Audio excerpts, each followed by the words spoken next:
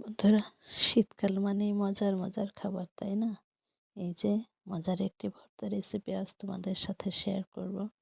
অনেক সময় হয় না, ছোট মাছ আমরা পছন্দ করি না, বা ছোট মাছের মাথা ঝিল ঝিল ধরনের হয়, অনেকে কেটে ফেলে দেয়। তো সেই ছোট মাছ এবং ছোট মাছের মাথা দিয়ে আমি আজকে দুর্দান্ত একটি রেসিপি তোমাদের দেখাবো। চলো, শেষটা না দেখলে মিস করবে। যে মাথাগুলো আমি মচমচা করে ভেজে নেব। আর এখানে আছে শুকনো মরিচ আর ধনিয়া শাক। ধনিয়া শাক আমাদের সবারই ভীষণ ফেভারিট। তো এই যে ধনিয়া শাকগুলো অবশ্যই সুন্দর করে ধুয়ে পানি শুকিয়ে নেবে, একেবারে পানি শুকিয়ে নেবে। তো এই যে কমপ্লিট। এখন চলো আমরা সুন্দর একটি ভর্তা বানাই।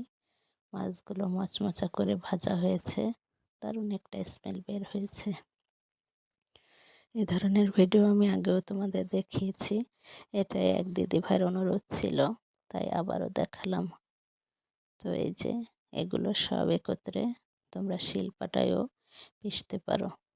তো আমি ব্লেন্ড করব।